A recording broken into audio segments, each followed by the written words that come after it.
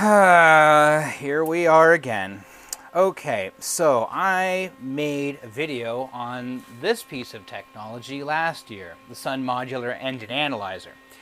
And during that video, I made an amateur mistake. And in fact, I've been making a mistake here for a long time. This engine was rebuilt in 2022 at a considerable expense. One shop did the rebuild, they did a great job. The other shop didn't do a great job removing and reinstalling the engine, so a bunch of things got broken. But I trusted that they could get the timing right, and it never knocked, and it didn't seem like crap, so I assumed they did have it right. And they didn't, that I can tell. So I had been complaining for the last 2 years, like the engine runs cool all the time, which I guess isn't too bad. I just assumed it was heavily scaled up in the cooling loop, and it is a relatively new radiator. And during the winter it was sluggish, but it's a feedback carburetor vehicle, so I'll give it a little bit of reprieve. No, both of those were indicative of a much bigger problem. And this winter it got so weird and cold that it would actually start sneezing out of the intake manifold, which was telling me that the timing's way off. Like, it never knocks, it just backfires through the manifold. So there's it's too retarded, I think. That is what to explain it with. And when I was demonstrating the engine analyzer, my cardinal sin is that I checked the timing without actually remembering what you're supposed to do to set that. So for these vehicles here, setting the timing or even checking the timing is a little bit of a chore. I'm used to a newer vehicle where it was one jumper and then at idle you just set it and you were good. This is a little bit different, and there's a lot of complaints with the 1982 vehicles especially because AMC screwed up and everybody took their word for it. And like I'll show you, it took them a while at least to officially admit there's a mistake and to change it. For that, this is AMC's own Technical Service Manual from 1982. This is essentially the Bible for this car because it covers everything down to the transmission. Your Chilton and Haynes manuals are never going to cover this. This is well worth the money, even to get in PDF format. Anyways, where were we? Yes. So, read along with me here. Testing distributor advance mechanisms. Timing light procedure. Connect timing light and tachometer as described above. Disconnect and plug vacuum advance hose. Connect vacuum pump with gauge to distributor advance mechanism. For solid state ignition systems, 6-cylinder engines, disconnect 2-wire yellow and black wires at electronic ignition module and short circuit ignition module connector terminals with jumper wire. This will deactivate electronic retard circuit in module. AMC is AMC, and it says AMC on that ignition module, but it also has Motorcraft cast into it. This is a Duraspark 2 module, and this just simply is an amplifier for what's going on in the distributor that then goes to the Duraspark coil. Normally, in all later AMCs, and even the earlier ones, we have what's called a blue grommet. In the Ford world and pretty much generic vehicles using Duraspark world, blue grommet is 2 harness connectors and a blue grommet that holds the wires in. For 1 year, AMC used what's called the yellow grommet. It still has those 2 connectors, but then there's a third one here, which allows on this one wire coming from the computer for it to duty cycle spark retard, because I have vacuum advance and mechanical advance, but the computer can actually remove timing. It's kind of cool, but it adds a bit of difficulty. But they want you to disconnect this and jumper it off to disable it when you're setting your timing. Set parking brake, place automatic transmission gear selector in drive, or shift manual transmission to neutral, start engine, allow engine to warm up to normal operating temperature. So they want you to put this into drive. So that means it's a 2-person job for this. Increase engine speed to 2,000 RPM. Apply 18 inches of vacuum to distributor vacuum advance mechanism. Observe timing degree scale with timing light and turn advance controlling until ignition timing degrees have returned to idle speed. 1,600 RPM for 6-cylinder engines. Specifications.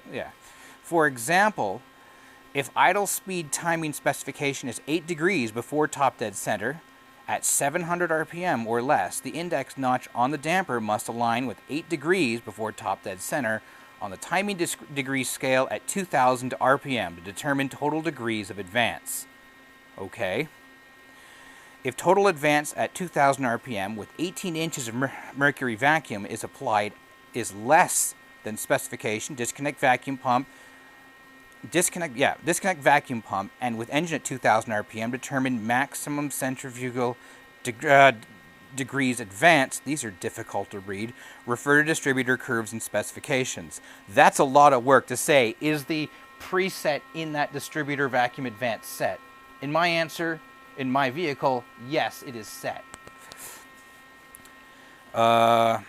If centrifugal advance degrees are within specification, replace vacuum advance mechanism. Turn off engine, remove timing light and tachometer, remove jumper wire, connected electronic ignition module connector, 2-wire harness connector, 6-cylinder engine only, and connect vacuum hose to distributor.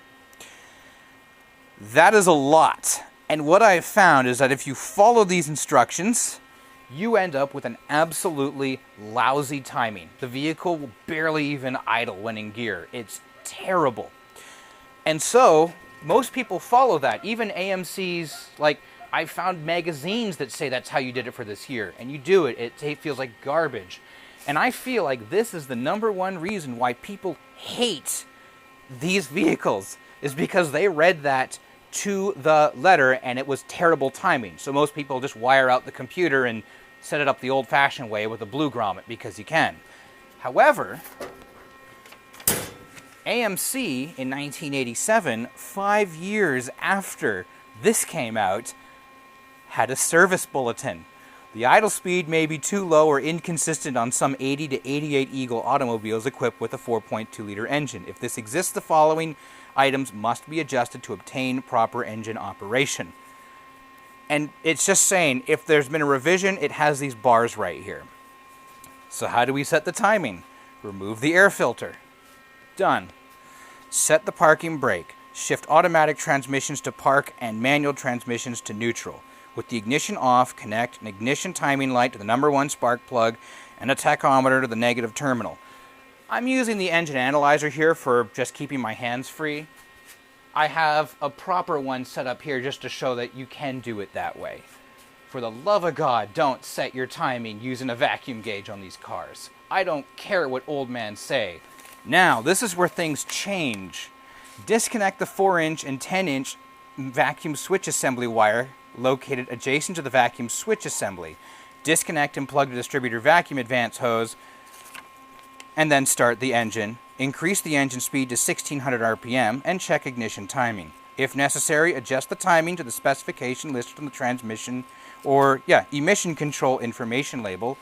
Tighten the distributor hold-down clamp and verify the ignition timing is correct. Turn the ignition switch off and remove the timing light. Connect the hose, distributor, vacuum advance mechanism, and connect the wire connector to the vacuum switch assembly. So there is absolutely no unplugging of this third harness here. Instead, they're talking about this buddy right down here, this yellow and green vacuum switch assembly, which is our manifold and ported vacuum sensing. It's basically our throttle position sensor. So they want me to unplug that, and they need me to find a plug for this. Now, where did I put that? There. Okay. So I will block that off as they request. So before we go any further, we're going to see what the current engine timing is. We should be seeing, according to my decal here, at 1600 RPM, plus or minus 25 RPM, 15 degrees before top dead center, plus or minus 2 degrees. Says nothing about having the vehicle in drive for this. Okay? Now we can do that by using the choke cam here, since it's fully unloaded at this point, is that I can leave it unloaded for regular idle, and I'll tweak this so that I can get 1600 RPM on the high cam. It doesn't affect the choke. And I'll use this as a visual reference. I may freeze the screen so we can look at it when I turn the engine off, because things are about to get loud.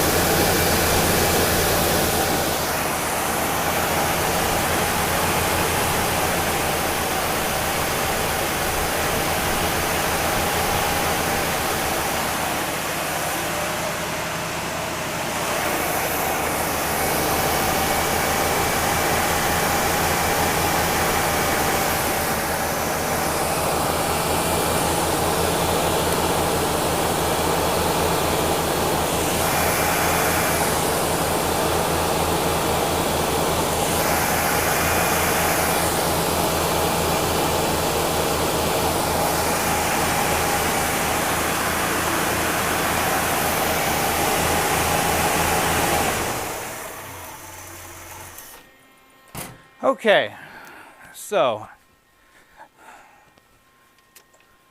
what are we currently sitting at?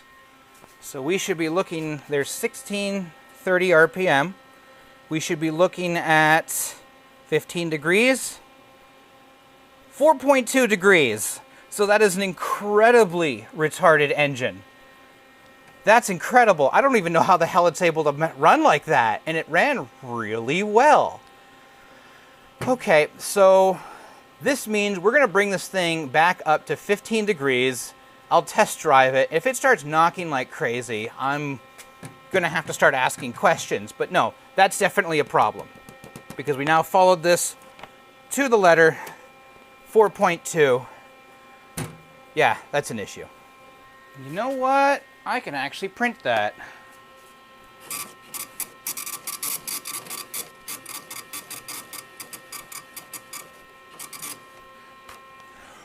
Printed proof, that's what it was. Okay, so let's clear that by unfreezing it.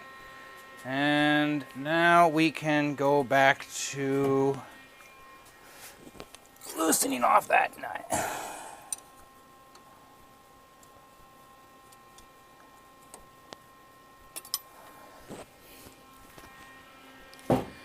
Okay, so I should just have to twist that. This will be interesting because I have to do it like this.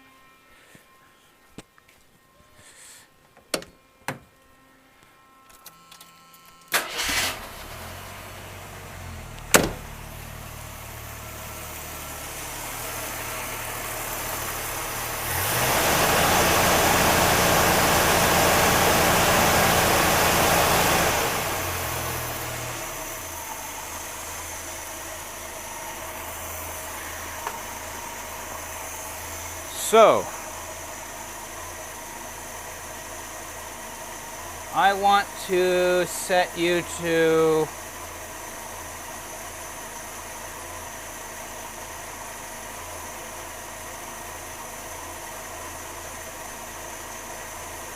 14.9 will do.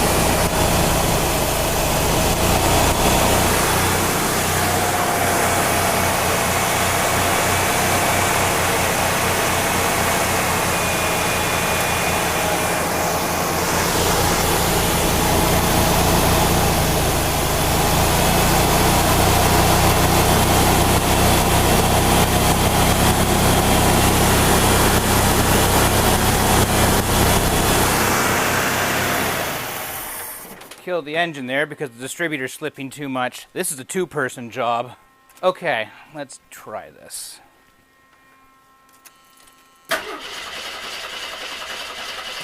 Oh, shoot, that's still set.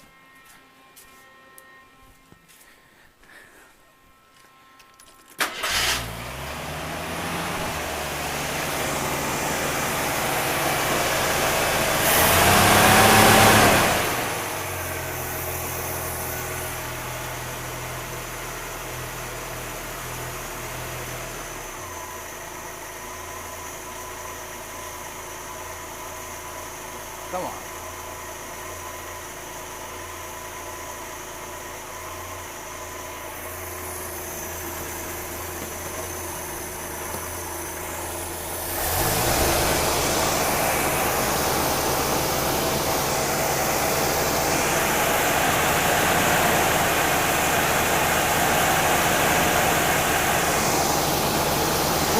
clockwise.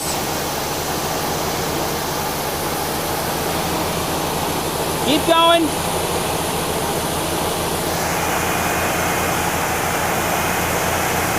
Hold.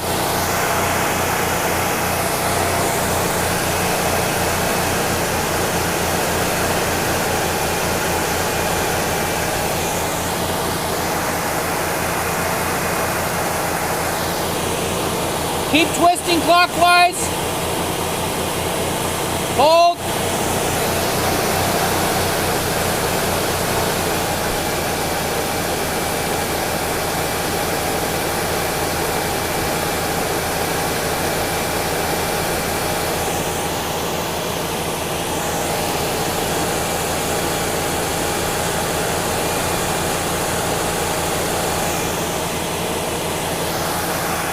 Hold it there.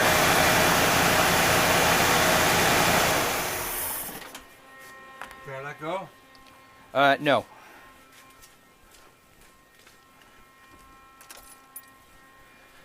You're gonna have a long sleeve shirt on. Uh-huh. I told you about that. These pipes are hot. Thank you.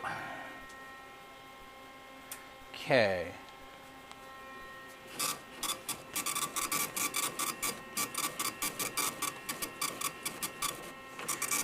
So we're in spec for RPM, so 1630, 1586, close enough. But we've gone now from, what was it, 4.2 degrees to 15.3, which is now back in spec. Okay, so that takes care of that. The vehicle, I can assure you, now idles a lot better than it would if you'd taken the older original TSM specification, but we're not done here. You see, when you change your timing, you also change all of your idles. So we'll have to reconnect the vacuum advance and then move on to the fast idle speed and curb idle speed and all of that jazz. And then we're done. Okay, so what was that there? Tighten distributor, done. Turn ignition off, done. Connect hose and distributor vacuum advance. Okay. We'll take that. We'll reattach that. We'll reattach that. There we go. Put you over there. Fast idle speed. Disconnect and plug the EGR vacuum hose. Well, guess what I just did? Took that away. EGR is there. Disconnect it. Plug it. Place automatic transmissions into park. Start engine. Position fast idle speed adjustment screw in contact with and against the shoulder of the second step. The fast idle cam. Revert a vehicle emission control label and locate under the hood. Adjust idle speed to the correct RPM. Okay, so what does it want for fast idle? 1,850 RPM. That's fast, all right. So we'll unfreeze that.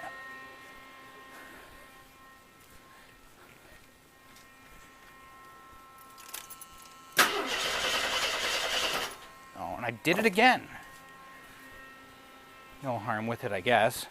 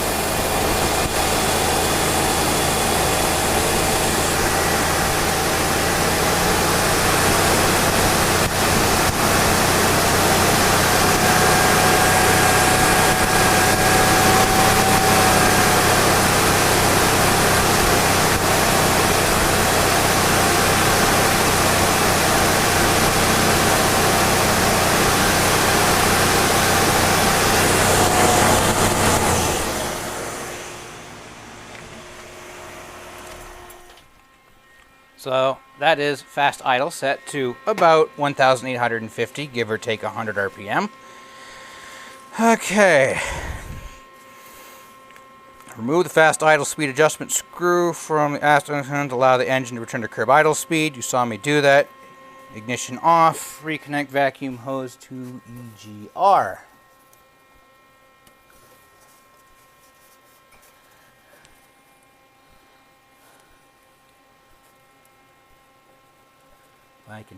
There we go. There we go. And curb idle speed in Solvac throttle positioner. Do I need the vacuum? Disconnect the vacuum hose from the Solvac actuator and plug it. I keep putting this over here. It's almost like I need a table right here. Oh, wait. So, Solvac, you buddy, right here. Twist it back and forth. Try not to yank it. So we'll block that. And you were probably going to want a vacuum pump. We will attach that. Alright. Plug it, disconnect Solvac, holding solenoid wire connector. So this single wire right here, unplug that. Now, I know what it wants me to do here is get battery voltage over there. So I have made this cable. What's special about it? It has a 6 amp circuit breaker on it.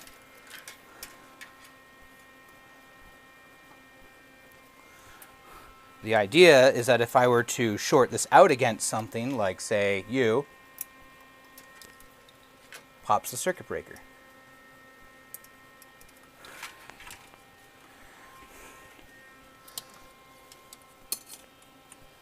So even if I damage that, whatever, I have circuit breaker protection. Okay. All right. Okay. Manual transmission in neutral and automatic transmission in drive. Set parking brake firmly. This is another two-person job. Okay, start the car, please.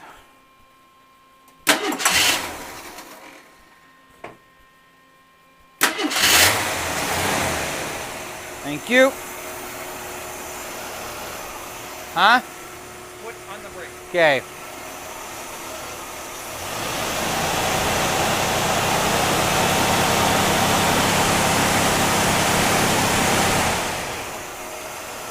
In drive.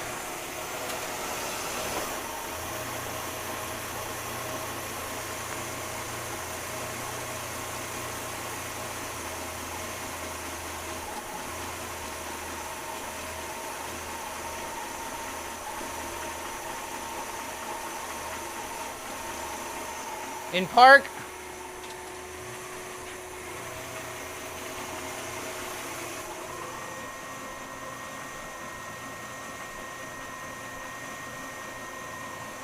And that should be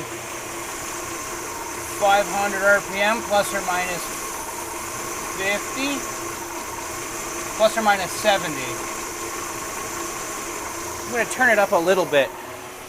In drive.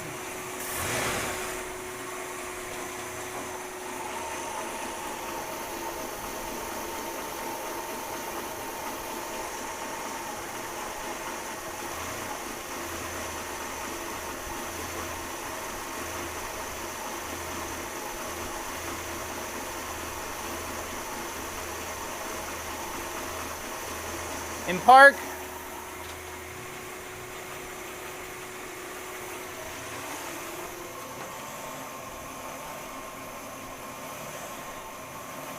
Direct vacuum source, 10 to 15.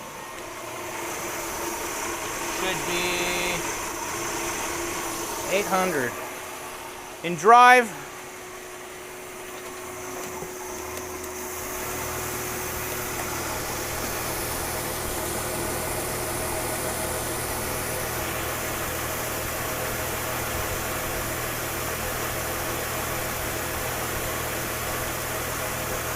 In park.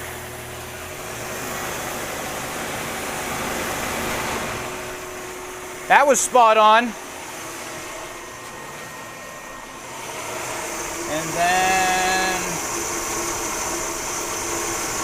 650.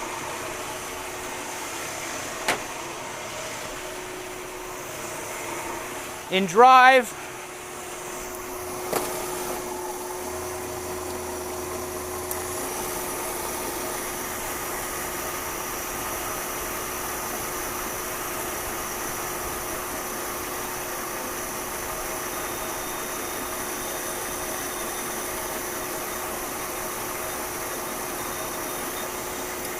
in park,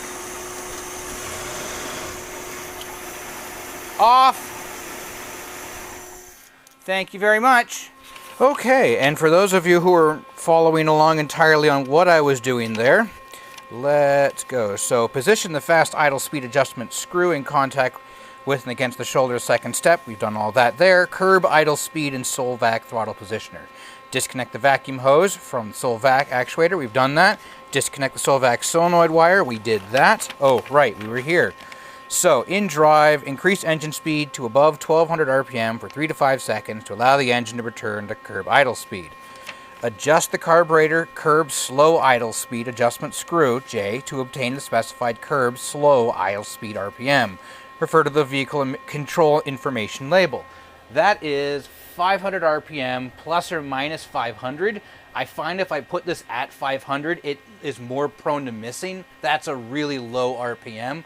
So I usually put it around 430 or 530 and 550 RPM. And it's a little bit better. Okay, apply a direct source of, well, 10 to 15 inches of mercury to the vacuum actuator on the Solvac, which is right here. And then it tells you to use increase engine speed above 1200 RPM for 3 to 5 seconds to allow the engine to return to curb idle. And then with the Solvac positioner fully extended, turn the vacuum actuator adjustment screw, which is this one right here, which is touching the Solvac, until the preferred engine RPM is obtained. And vacuum kick is 800 RPM plus or minus 50 RPM. We were spot on for 800, so that was fine. Okay, disconnect the vacuum source from the vacuum actuator with a jumper wire, remember the green wire, and turn on the air conditioner compressor clutch wire connector, or air conditioner with the compressor clutch wire connector. Okay, anyways, it's energizing the holding solenoid in there. I manually extend it, and then without the vacuum actuator, the throttle must be opened manually to allow the Solvac positioner to be fully extended, which is me just pushing on that, which clicks it into place. Adjust the Solvac throttle positioner to obtain the specified engine RPM. It isn't a screw, it's that nut on the very end right here. That is an adjustment, so don't tweak it unless you know what you're doing. And the RPM for that, for vacuum kick, was 650 RPM plus or minus 50 RPM. And then that's it. Engine off, remove the jumper, connect the Solvac, remove the plug, and connect the vacuum hose to the vacuum actuator, disconnect the tachometer, and if disconnected, connect the AC compressor clutch wire connector, install the air filter, and road test the vehicle, which is at where I am right now. So we started off with terrible timing, and whenever you change the timing on these vehicles, you have to reset all of the idles as well, which sucks, but that's done. I'm going to take care of the cabling and all that, go for a test drive. Hope you got educated on this one here, and until next time, have a good one.